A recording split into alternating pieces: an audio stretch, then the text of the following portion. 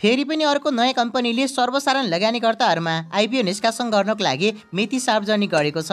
यसर्थ आजको यो भिडियोमा रहेर हामीले सर्वसाधारण लगानीकर्ताहरूमा आइपिओ निष्कासन गर्न मिति सार्वजनिक गरेको यो नयाँ कम्पनी कुन हो, यो कम्पनीले कहिलेदेखि आइपिओ निष्कासन गर्दैछ, कहिलेसम्म निष्कासन गर्छ, कति किता निष्कासन गर्दैछ त, हामीले कति किता पर्ने सम्भावना कति रहला, साथै यो कम्पनीको सेयर भर्ने कि नभर्ने त, इपिएस कति छ, नेटवर्थ कति छ, यी सम्पूर्ण कुराको बारेमा एकमुष्ट रूपमा जानकारी दिनेछौँ। यसर्थ तपाईहरू सर्वसाधारण लगानीकर्ताहरू हुनुहुन्छ र नयाँ नयाँ कम्पनीको आइपिओको पर्खाइमा हुनुहुन्छ, पहिलेको आइपिओहरूमा नपरेर हैरान पर्नु भएको छ भने यो कम्पनीमा तपाईहरूले आइपिओ पार्ने चान्स बढ्न सक्छ। यसर्थ भिडियो स्किप नगरी अन्तिमसम्म हेर्नुहोला। साथै हाम्रो यो नयाँ च्यानल एनआर अफिसियल 2.0 लाई पनि सब्स्क्राइब गरी पुरानो च्यानल जसरी नै सपोर्ट गर्नुहोला। अबका दिनहरूमा आइपिओ एफपिओ सेयर मार्केट सम्बन्धी सम्पूर्ण जानकारीमूलक भिडियो यही च्यानल मार्फत नै आउनेछ। यसर्थ यो च्यानललाई चाँडोभन्दा चाँडो ग्रो अप गर्नमा तपाईहरू सबैजनाले सपोर्ट गर्नुहोला। यो सँगै अब लागौ विषयवस्तुतर्फ नै।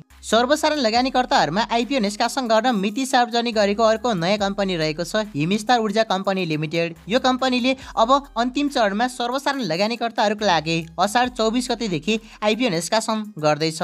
कम्पनीले पहिलो चरणमा आयोजना प्रभावित स्थानीय बासिन्दा तथा वैदेशिक रोजगारमा रहेका नेपालीहरूका लागि आइपिओ निष्कासन गरी बाँडफाँड गरे पश्चात अब अन्तिम चरणमा सर्वसाधारण लगानीकर्ताहरूमा पनि आइपिओ निष्कासन गर्न मिति सार्वजनिक गरेको छ।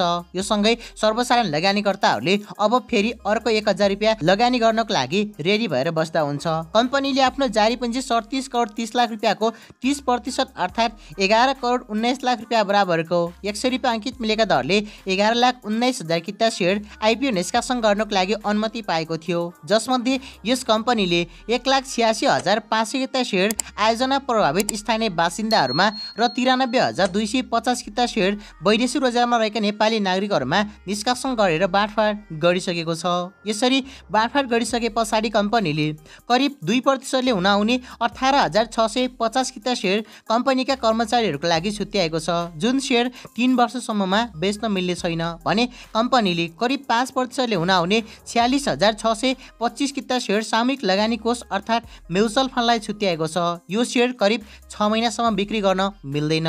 यसर्थ कम्पनीले निष्कासन गरेको सेयर सङ्ख्यामा पनि विभिन्न लगानीकर्ताहरूमा र विभिन्न निकायहरूलाई बाँडफाँड गर्दै जाँदा अन्तिममा सर्वसाधारण लगानीकर्ताहरूमा करिब 7 करोड 73,97,500 रुपियाँ बराबरको 100 रुपियाँ अङ्कित मूल्यका दरले 7,73,975 किता सेयर मात्र निष्कासन गर्नेछ, जुन एकदमै कम सङ्ख्या भनिरहेको छ। तर कम सङ्ख्या भएको सेयरहरूमा हामीले सेयर हाट पार्न सफल भयो भने नाफा बढाउने सम्भावना एकदमै धेरै हुने गर्दछ। यसर्थ सकेसम्म तपाईहरूसँग जतिवटा डिमेट एकाउन्ट छ सबै डिमेट एकाउन्टदेखि यो कम्पनीको आइपिओ भर्नुहोला। म्याक्सिमम डिमेट एकाउन्टदेखि भर्नुभयो भने सेयर हाट पार्ने चान्स पनि केही म्याक्सिमाइज गर्न सकिन्छ। यसरी यो कम्पनीले सर्वसाधारण लगानीकर्ताहरूमा निष्कासन गर्ने सेयरमा भाग्यमानी लगानीकर्ताहरू 77,397 जना लगानीकर्ताहरूले मात्र 10 किताको दरले सेयर हाट पार्न सफल हुनेछन् भने 5 जना एकदमै भाग्यमानी लगानीकर्ताहरू जसले 10 किता सेयर हाट पार्न सफल भएर 20 वा 20 किताभन्दा बढीको लागि आवेदन दिनुहुन्छ, ती 5 जना लगानीकर्ताहरूले एक किता थप गरेर 11 किताको दरले यो कम्पनीको सेयर हाट पार्न सफल हुनुहुनेछ। अर्थात् 77,392 जना लगानीकर्ताहरूले 10 किता मात्र पाउनुहुनेछ भने 5 जना एकदमै भाग्यमानी लगानीकर्ताहरूले 11 किताको दरले यो कम्पनीको सेयर हाट पार्न सफल हुनुहुनेछ।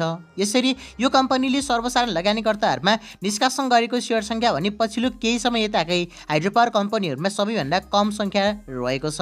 यसले गर्दा मार्केटमा सप्लाई एकदमै कम आउनेछ र यो कम्पनीको market price pure energy company लिमिटेडको भन्दा पनि माथि जाने सम्भावना भने रहेको छ। कम्पनीमा हामीले कति नाफा कमाउन सकिन्छ भन्ने कुरा अहिले खुलाएर भन्न मिल्दैन, कम्युनिटी गाइडलाइनभन्दा बाहिर जान्छ।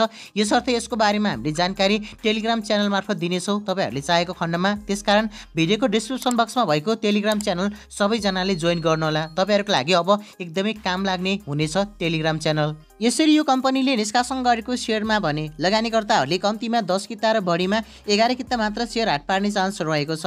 जम्मा 5 जनाले मात्र 11 किता पाउने हुँदा तपाईहरूले 10 किता मात्र पाउँछ होला, त्यो भन्दा बढी पाउँदैन भन्ने आश लाग्छ भने 10 किताको लागि मात्र आवेदन दिनु होला। यदि तपाईहरूले मेरो भाग्य राम्रै छ मैले 11 किता पनि पाउन सक्छु भन्ने आश लाग्छ भने तपाईहरूले 20 किताको लागि आवेदन दिनु होला। यदि 20 किताको लागि आवेदन दिनुभयो र 11 किता सेयर पर्यो भने बाँकी 9 किता सेयरको पैसा भने तपाईँ तपाईहरुको ब्याङ्कमा रिटर्न हुनेछ।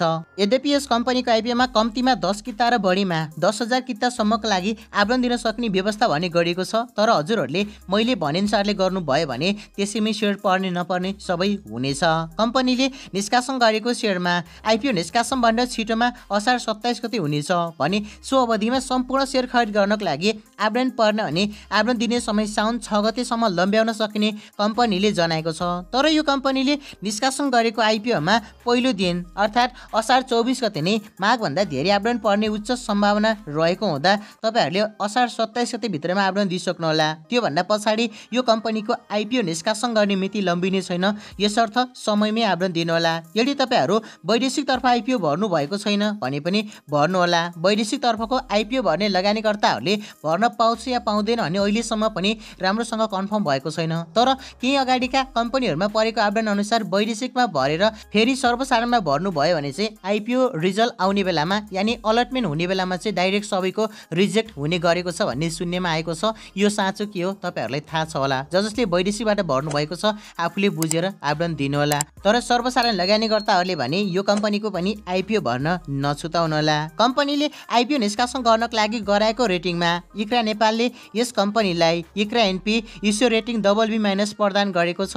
यसले कम्पनीको वित्तीय दायित्व वहन गर्ने क्षमतामा औसत जोखिम रहेको संकेत गर्दछ।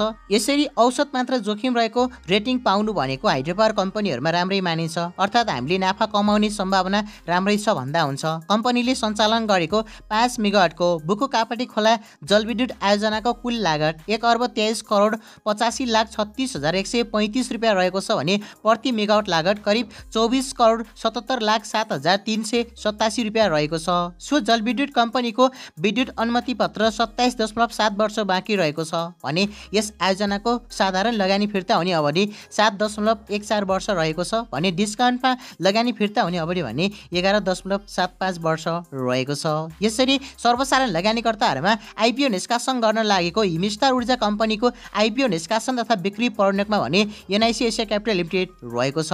यो कम्पनीमा सर्वसाधारण लगानीकर्ताहरूले मेरो शेयरको मोबाइल एप्लिकेसन र वेबसाइटको प्रयोग गरेर अनलाइन मार्फत मजाले घरमै बसी अन्य कम्पनीमा जसरी नै आवेदन दिन सकिनेछ। यसरी आइपिओ निष्कासन मिति सार्वजनिक गरिरहँदा हिमस्टार ऊर्जा कम्पनीको वित्तीय अवस्था हेर्ने हो भने कम्पनीको सूचकहरुमा अर्निङ पर शेयर इपिएस अर्थात् प्रति शेयर आम्दानी -21 पैसा रहेको छ, अर्थात् थोरै नेगेटिभमा रहेको छ। तर यसले भने हाइड्रोपावर कम्पनीहरुमा त्यति धेरै इम्प्याक्ट पार्दैन भने कम्पनीको प्रति शेयर नेटवर्थ अर्थात् बुक भ्यालु 79 रुपियाँ 17 पैसा रहेको छ। यो पनि लगभग काम लाग्ने नै रहेको छ। यानी यतिको रेटिङमा कम्पनीको मार्केट प्राइस राम्रै जाने देखिन्छ। कम्पनीको मार्केट प्राइस कहाँसम्म जान्छ, कति नाफा कमाउन सकिन्छ भन्ने बारेमा हामीले अहिलेको समयमा युट्युब मार्फत भन्नु मिलिरहेको छैन। यसर्थ यी सम्पूर्ण जानकारी पाउन तपाईहरुले हाम्रो टेलिग्राम च्यानललाई जोइन गर्नुहोला। साथै यो नयाँ च्यानल यानार अफिसियल 2.0 लाई पनि चाँडो भन्दा चाँडो सबैजनाले शेयर गरी सब्स्क्राइब गरी सपोर्ट गर्नुहोला र चाँडै नै यो च्यानललाई पनि ग्रो अप गरेर हामीले पुरानो च्यानल जसरी नै ठुलो बनाउने छौं। यो सँगै आजको भिडियो यति नै। अब भेट्ने अर्को नयाँ भिडियोमा।